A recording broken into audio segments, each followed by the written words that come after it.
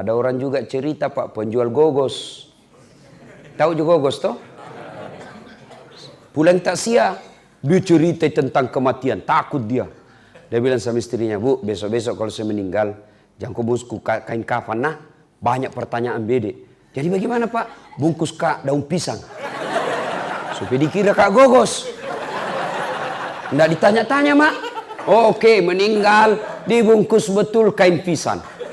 Begitu ditanam kembali semua pengantar, datang malaikat. Nabi, kenapa ada gogos ini?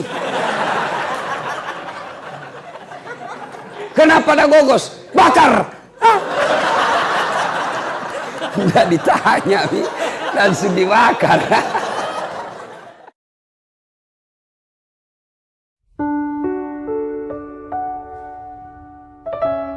Saya berangkat selesai takziah malam, kira-kira jam 11. Saya naik mobil, beberapa saat kemudian saya tidur di belakang. Jalan jauh. Begitu kira-kira jam 1 subuh, karena dari Makassar ke Palopo itu kurang lebih 8 sampai 10 jam. Saya terbangun. Saya lihat, kenapa ini mobil singgah? Oh, ternyata saya lihat, sopirnya turun kencing.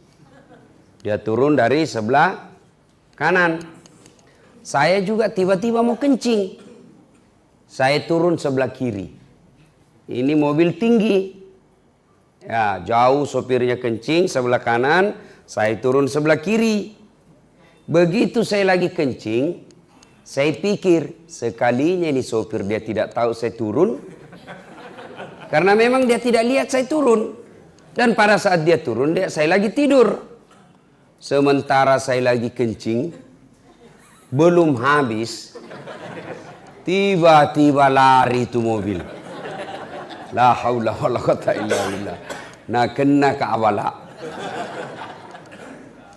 Lari saya lah, woi Musalaika, kau tinggalkan saya. Tapi apa hendak dikata, mobil sudah rapat, pada saat itu juga gerimis. Tidak didengar. Labu yotoe. Tinggallah saya mulai jam 1 dini hari. Nanti dia sadar ini sopir.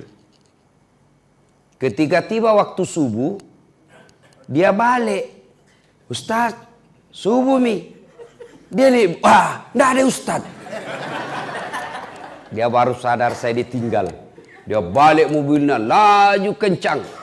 Masya Allah, dia baru tiba jam 6.15 pagi. Mulai saya jam 1 subuh. Semua mobil yang saya kasih singgah, tidak ada yang mau singgah. Yang mau ke Makassar tidak mau singgah. Yang mau ke Palopo tidak ada yang mau singgah. Kenapa? Karena waktu itu tengah malam di hutan. Ini tengah hutan Pak. Saya pakai putih-putih. Saya berpikir dia kira ini saya pocong. Tidak ada satupun yang singgah mengambilku. Jam 6:15 baru dia singgah di tempat saya.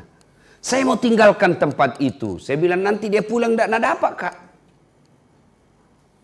Nak kena tonga bala. Salat subuh lah saya. Basah Pak, semua basah. Begitu saya sampai, dia tiba, saya mau bilang, saya mau siksa ini orang. Saya mau bawa ini mobil dia, saya kasih tunggu singgah di sini. Saya bilang juga, tidak enak juga, tidak manusiawi. Balas dendam. Saya sampai ke rumah jabatan Palopo, wali kota Palopo. Tiba-tiba Pak Yudas wali kotanya, dia bilang, Ustaz, bagaimana ceritanya bisa kita lupa koporta? Dalam hatiku mak beli si sopir ini. Bohong lagi nih sopir. Ternyata saya bilang, bukan kopor saya lupa. Dia yang lupa saya. Ternyata dia lapor ke wali kota, kenapa terlambat sampai? Karena dia bilang kita balik lagi ke masjid, lupa kopornya Pak Ustaz.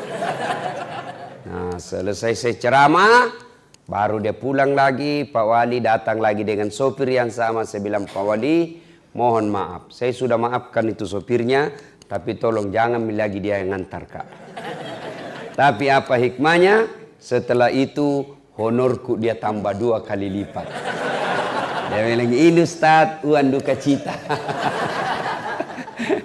Nah, ibu bapak, saudara-saudara sekalian, Saya ambil iktibar, saya ambil hikmah pelajaran dari kisah ini, di dunia. Apa pelajaran ini? Saya bilang beginilah kisahnya kita kalau kita dikubur. Masuklah kita dikubur. Berharap ada mobil yang singgah mengambil saya. Berharap ada keluarga yang doakan kita.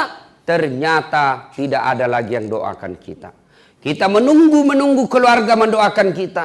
Kita menunggu anak mendoakan kita setelah dikubur. Tapi apa hendak dikata, tidak ada satupun yang mengingat kita. Basah kuyuplah saya, menderitalah saya. Ternyata mengharap kiriman-kiriman doa, ternyata tidak ada yang mendoakan saya. Beginilah kita, Pak, merantau.